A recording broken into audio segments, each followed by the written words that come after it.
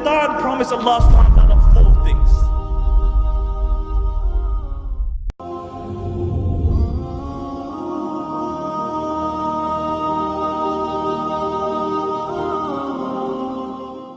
Shaitan promised Allah subhanahu wa ta'ala 4 things. He said, وَلَا أُضِلَّنَّهُمْ. He said, I will lead them astray. And you look at majority of humanity today, instead of becoming the servants of Rahman, they are the servants of Shaitan. Then he said, وَلَا أُمَنِّيَنَّهُمْ. And he said, I will give them unto their false passions and their desires. And subhanAllah, you can broadly define false passions and desires into 2. One are your carnal desires, your desire for the flesh. And you look at our society, how it has succumbed to the wish of Shaitan. Really, you look into our society today, that it is a sex-driven society, it is a sex-mad society, that the society promotes sex as long as you have safe sex, because according to them, it's a physical thing. You carry on. Whilst Islamically, it's a spiritual thing. When a husband comes to his wife, he recites du'as, and Allah subhanahu wa ta'ala safeguards that child. And the ulama write that this is the first right of the child, because it's a spiritual thing. And you look at our society today, that if by the age of 16 you haven't broken your virginity, there's something wrong with you. This is why out of the 7 people who will be under the shade of Allah subhanahu wa ta'ala on the day of judgment will be that young man, Nasha'a fi ibadatillah, who grew up in the worship of Allah subhanahu wa ta'ala. He will be under the shade of Allah subhanahu wa ta'ala. So the first form is your carnal desire. وَلَا أُمَنِّيَنَّهُمْ. I will give them unto the carnal desires. The second, that Shaitan will delude you in believing into false aspirations of this dunya. He will make you believe in false aspirations of this dunya, and he will make this dunya the purpose of your life. Not only will he make this dunya the purpose of your life, he will not give you time to even think about the purpose of your life. And subhanAllah, how you see how the promise of Shaitan is coming to pass. You know, they give you your TV sets, and then they give you your videos, and then they give you your DVDs, and then they give you your satellite channels, so you have more channels than you can even count. And then they give you your mobile phones, and then they give you voice activated mobile phones, and then they give you your camera phones, and then they give you your video phones, and then they give you the internet, and then they give you the internet on your mobile phone. Like the posters say, you can shop until you drop dead. And when you drop dead, the same Shaitan will say, La talumuni lumu anfusakum. Don't blame me, blame yourself. I called you and you oblige. And you will be suckered like the billions who were suckered before you. So the second promise of Shaitan was وَلَا أُمَنِّيَنَّهُمْ. The third promise of Shaitan was وَلَا أَمُرَنَّهُمْ فَلْيُبَتِّكُنَّ أَذَانَ الْأَنَامِ. I will command them, and they will slit the ear of the cattle. What the mushrikeen would do is that they would slit the ear, and they would slit the animal, and they would let on the name of their gods, and they would let it walk, and wherever it fell, it was halal for the males and it was haram for the women. This is what they would do. The author of Tafsir Mazri mentions that this means that a time will come where Shaitan will tell man to disfigure the creation of Allah subhanahu wa ta'ala. And you see this today, really. You look into our society, a consumer society, where they try to create chickens without feathers. They try to create chickens without feathers. Where recently in Switzerland, they found a fruit fly. And from that fruit fly, they found a gene which they dubbed eyeless. And when they noted that wherever they injected this gene, an eye would grow. And they injected this gene on 14 places of this dragon, or this fruit fly. And on 14 places on the anatomy of the fruit fly, eyes grew. See, this is man playing God, playing with the creation of Allah subhanahu wa ta'ala. But it doesn't stop there. You look at those who reach the pinnacle of success. Really, look at those people who reach the pinnacle of success. Those like Michael Jackson. You know, this guy was a good looking person a few years ago. But he reaches the pinnacle of success, and then he's deluded by the dunya. He even thinks that there must be some more contentment out there. But doesn't realize that the only contentment is the contentment of the heart. The only time you can really have contentment is when you recognize your creator. And then what does he do? He starts playing around with his features. He starts disfiguring his features. And now you look the way, the guy doesn't even look like a human being.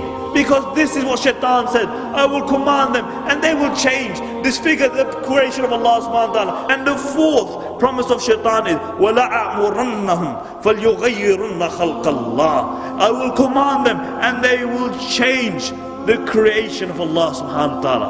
Subhanallah, you know, the traditional interpretation for this verse was to shave the beard was to change the creation of Allah, because this was a sign of a man. To pluck the eyebrows was a sign of change, a sign of changing the creation of Allah subhanahu wa ta'ala. But because the book of Allah subhanahu wa ta'ala transcends time and space, it is relevant for all time, because it guides us until the final day. Today, it relates to your GM foods.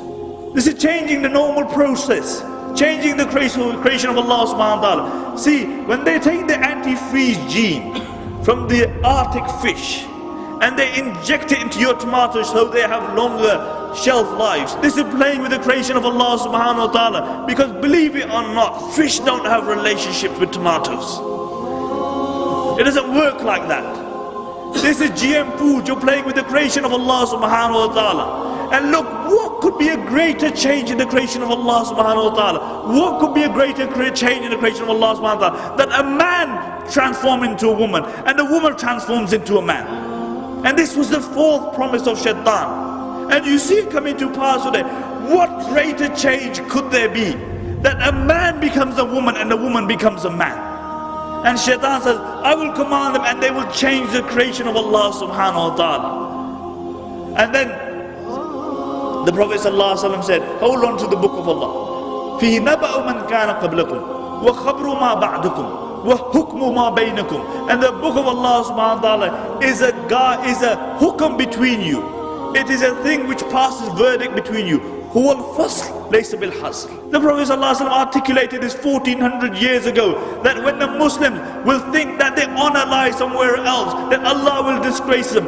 Look at the Sahaba radiallahu anhum. These were a group of people who were regarded by the rest of humanity as asfal safilin. And then the Prophet ﷺ came and he transformed these people. He brought an impetus, he brought a drive, and this was Islam. And then these very people who were regarded as the worst of people became the best of people to walk upon this earth after the Anbiya alayhi salatu wasalam. What was it? It was Islam. See, for other people, other philosophies will work.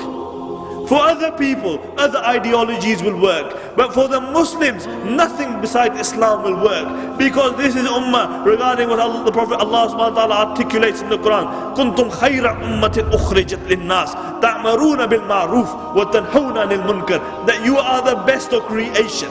You are taken out for mankind. Now, if you think that your Izzah lies in some other philosophy and ideology, you're deluded. The only time the Muslims had respect were when they held on to the deen of Allah subhanahu wa ta'ala. Look at history. And then when they turned away from the deen of Allah subhanahu wa ta'ala, Allah turned away from them. And this is why we find ourselves in the decadence that we do today. Look at the state of the Muslims. And until we realize that the problem that we have today is because we have turned away from Allah subhanahu wa ta'ala, and we go back to the Quran and the Sunnah, we go back to the words of the Prophet sallallahu alaihi wasallam and find our remedy. But the problem is that we look for remedies everywhere else other than where we should. And this is why we're in a sick state. Aren't we sick today?